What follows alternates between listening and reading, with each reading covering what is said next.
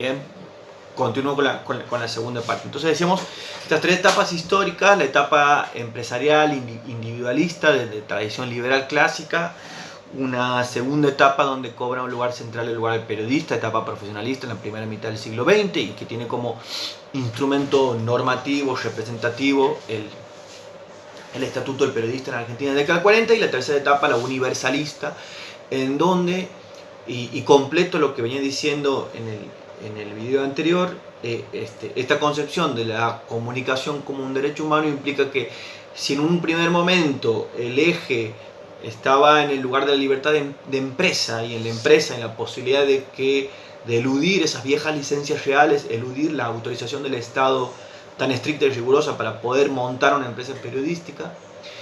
en una segunda etapa el lugar se revalorizó y con un lugar central, el lugar del periodista, que motivó la sanción de todos estos estatutos que protegen los derechos laborales de los periodistas. Esta tercera etapa se centra en pensar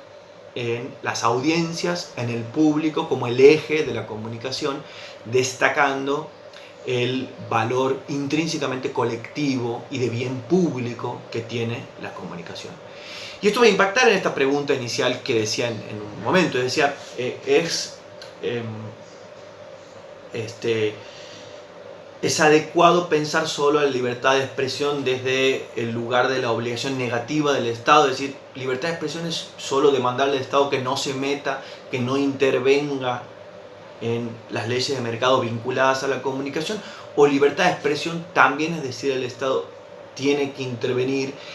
tiene que regular el acceso a las licencias, por ejemplo, de lo que hace a la radiodifusión, tiene que regular los mercados y la concentración empresarial en el ámbito de la comunicación, tiene que subsidiar o no aquellas pequeñas voces o aquellas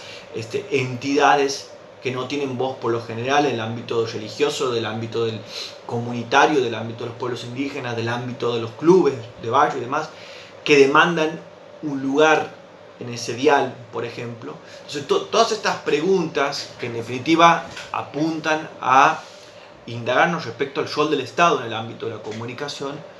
han sido posibles en la medida que se ha dado toda esta evolución histórica de tomar como lugar central, como el eje, como el objetivo de las políticas de comunicación, y de pensar y concebir la comunicación como derecho humano, a las audiencias, al público, y destacar el valor colectivo y de bien público que tiene la comunicación. Es en este sentido que nos preguntamos si la comunicación es un derecho humano y en qué medida se garantizan los estados el acceso a la comunicación y la comunicación entendida de este modo. Ustedes van a ver que la unidad después dice consensos normativos a nivel universal e interamericano. Yo con esto he sido quien ha diseñado el programa. Cuando digo consensos normativos, lo que quiero decir es dar cuenta no de las leyes, porque no pretendo que ustedes, dedicados al periodismo y próximos profesionales de grado en el periodismo, se dediquen a analizar jurídicamente las leyes vinculadas a la comunicación, lo que fue la ley del desacato, calumnia e injuria, la ley de servicio de comunicación audiovisual y todos los tratados internacionales que hablan sobre aspectos vinculados a la libertad de expresión. No ese es el objetivo. Cuando incluye la mención consensos normativos, y si se fijan en el programa en los objetivos, a lo que apuntaba es que creo que como ejercicio analítico es mucho más interesante que detenernos en el análisis jurídico, a mi juicio estéril muchas veces y completamente bizantino, es decir, sin ninguna utilidad. Es mucho más útil que miremos, que pongamos el foco en las tramas sociales y políticas que preceden a la sanción de las leyes. O sea, no solo qué dicen las leyes y cómo interpretamos esas leyes. Cuando la Convención Americana de Derechos Humanos, que es el tratado de derechos humanos más importante a nivel interamericano, dice que la comunicación es un derecho humano, bueno, podemos interpretar una cosa, la otra. Ahora, ¿cómo llegamos a eso? ¿Qué cuestiones se pusieron en discusión para que esa convención, ese grupo de personas, instrumenten y validen eso de esa forma? Cuando la Ley de Servicios de Comunicación de Argentina, en el año 2009, señala el acceso a la comunicación como un derecho humano fundamental, ¿Qué hay detrás de todo eso? ¿Cuáles han sido las tramas sociales, los poderes políticos, el génesis de esos instrumentos normativos? Entonces, cuando digo consensos normativos, quiero dar cuenta de que toda la evolución normativa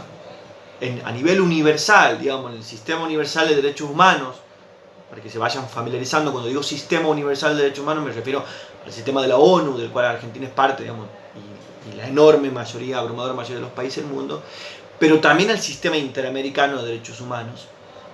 que está formado por la Corte Interamericana de Derechos Humanos, por la Comisión Interamericana de Derechos Humanos, que tiene a su vez una relatoría específica sobre libertad de expresión y que se ocupa de todas estas cuestiones vinculadas a la comunicación. Entonces, cuando hablo de consenso normativo, quiero mostrar cómo en esta etapa histórica, desde 1948 en adelante, con la Declaración Universal de Derechos Humanos y los tratados que vinieron, tanto a nivel universal como a nivel interamericano, cómo en todo ese desarrollo normativo los instrumentos fueron reconociendo la comunicación como derecho humano y fueron demandándole al Estado esto de, ojo, que no alcanza con no intervenir, que no alcanza con abstenerse de censurar, sino que el Estado tiene que tener un rol activo de intervención en el mercado de la comunicación, en relación a la democratización del acceso a la comunicación, en relación a la posibilidad de asegurar, palabra clave que luego la vamos a ver después, la diversidad, la pluralidad cultural en los medios de comunicación, que es una de las grandes asignaturas pendientes donde hubo logros, pero seguramente hay mucho por hacer. Entonces,